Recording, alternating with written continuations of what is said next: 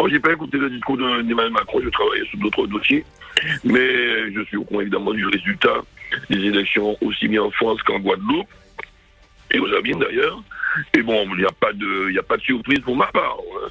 Les instituts de sondage annonçaient déjà, ils se trompent de plus en plus, de moins en moins souvent, annonçaient une victoire relativement nette du président de la République, au niveau de l'ensemble français évidemment.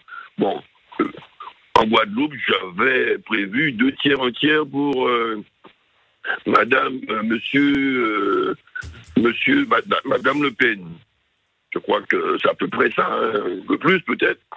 Et voilà, aux Abymes, c'est même 3 quarts, 1 quart, hein, en faveur de madame Le Pen. Donc là, les Guadeloupéens ont fait leur choix démocratiquement. Je pense pas, il n'y a pas de suspicion de fraude particulièrement. Ils ont écouté les programmes des uns et des autres. Ils ont fait leur analyse, ils sont allés voter. En tout cas, en France, généralement, ils ont préféré Macron plutôt que Le Pen. Dans leur raison, chaque Français a son explication. En tout cas, il y avait 2 programmes très nets. Et ils ont fait un choix, il faut respecter ce choix. En Guadeloupe aussi, mais c'est pas que la Guadeloupe d'outre-mer qui décide pour l'ensemble de la France concernant les présidentielles.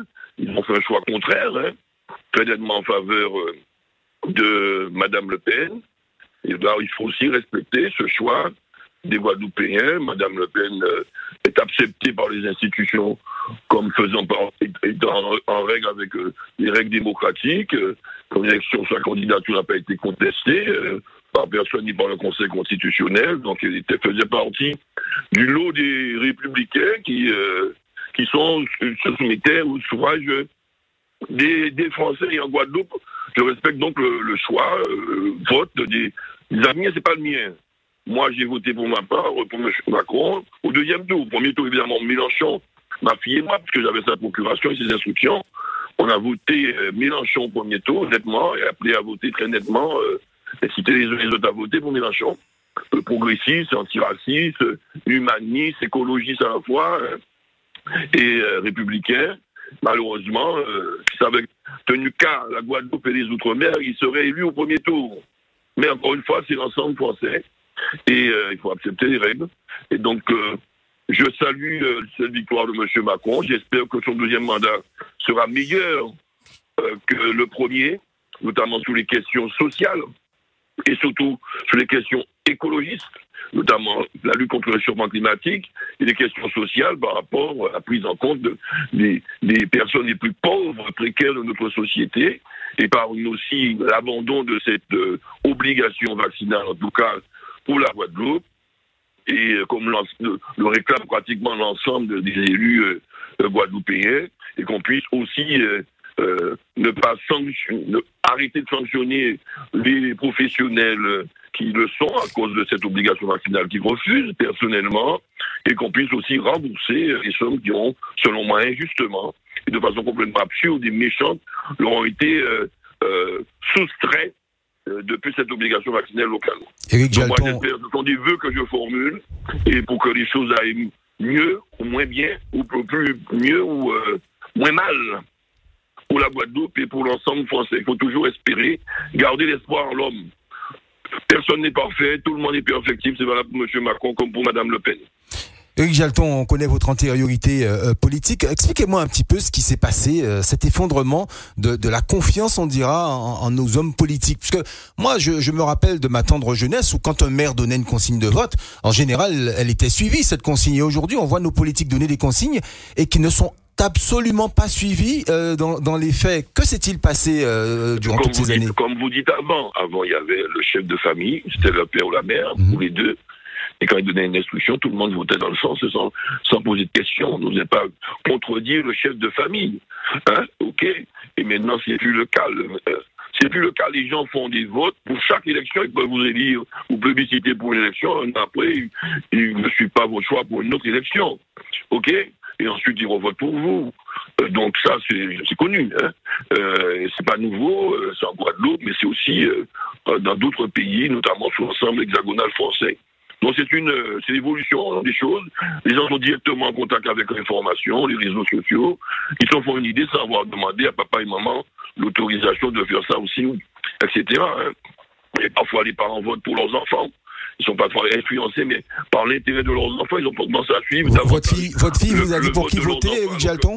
Avant, c'était les enfants qui suivaient le choix des parents. Donc les choses évoluent, il faut faire avec.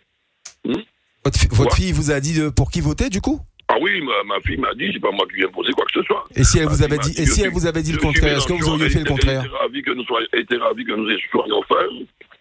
Et au deuxième tour, étant en phase aussi, elle ne voulait pas entendre parler de Mme Le Pen. Elle est en France, elle est inquiète. Elle ne veut pas avoir à subir, outre mesure, ce qu'on subit déjà, nous, les personnes de couleur, quelles que soient nos origines en France, avec des contrôles intempestifs au faciès. Et elle craignait qu'avec Mme Le Pen, ce soit encore plus grave. Et donc, entre autres, et donc elle préférait encore, entre deux mots, choisir le moins, et selon le moins de mal était M. Macron. Bon. Alors, Éric Jalton, ma dernière question. Emmanuel Macron va, c'est sûr, présider. Pourra-t-il pour autant gouverner? Eh bien, il va présider et gouverner. Oui, je pense qu'il faudra voir. Il avait annoncé une ouverture, etc., le nouveau paradigme. On verra bien. On va juger comme sur pièce. Je n'ai jamais été un macroniste, un anti-macroniste primaire, pavlovien, ok, ni un macroniste béni oui qui accepte tout ce que Macron propose parce que c'est le président de la République. Donc il faut rester, je garde mon sens du discernement et je juge projet par projet, puisque le peuple a choisi des représentants, il faut les juger à l'acte et non pas à l'humeur ou par détestation, j'allais dire physique ou systématique. Donc je garde ma lucidité, quels que soient les événements. Je continue à appliquer cette règle. Beaucoup disent... On a un nouveau président de la République. Le peuple, l'électorat français, en tout cas majoritairement, l'a choisi. Mais il faut faire avec. Beaucoup aussi, disent... en Guadeloupe, il faut tirer les leçons du vote aussi, majoritairement en faveur de Mme Le Pen dans nos politiques publiques, etc. Il faudra voir ça aussi de près. Beaucoup disent, Éric Jalton, que tout va se jouer au 3e tour. En fait, en l'occurrence, les élections législatives prochaines. Est-ce qu'Emmanuel Macron, selon vous, aura la majorité pour gouverner? Je ne suis pas Dame Soleil, je ne dis pas dans le mar de café. C'était le sens de ma question, selon vous. Je disais que je ne suis pas Madame Soleil, je ne dis pas davantage dans le mar de café. Mais je pense ça, on le sait. Je pense que le jeu est ouvert. Le jeu est ouvert, il y a sans doute des électeurs qui voudront prolonger le vote qu'ils ont fait aux élections présidentielles à travers des candidats qui se rapprochent plus de leur choix que d'autres. Peut-être qu'il naguère, ils avaient plébiscité. Et ok, donc le jeu est ouvert, on verra bien les choses, mais c'est pas la même chose. On peut avoir des électeurs qui ne suivent pas, comme je vous le disais initialement, tel candidat élu local qui lui dit de voter pour tel candidat présidentiel. C'est pas pour autant que demain, dans une élection différente, ils vont adopter la même posture. Ils reviendront peut-être à leurs vieilles amours, ou pas tout le monde, mais quelques-uns. Donc ce sera très varié. Je pense qu'on aura il y a des nouveaux candidats qui s'inspirent du mouvement, la montée de Mme Le Pen, de cette désapprobation du courant macroniste, etc., pour pouvoir aussi régler leur compte à travers d'autres candidatures. C'est très ouvert à mon avis.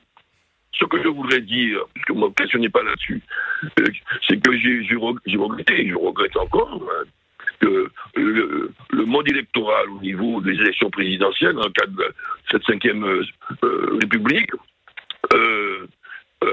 empêche la présence de plus de 2 personnes au 2e tour des élections présidentielles. Elle rend même obligatoire la présence de 2 personnes, pratiquement.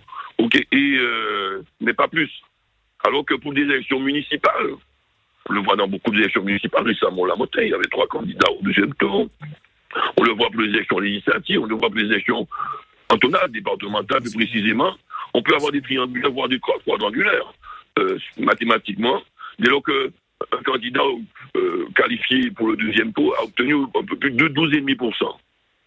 Aujourd'hui, avec Mélenchon, avec 22%, je crois, ou un peu plus, il n'est pas qualifié pour le 2e tour.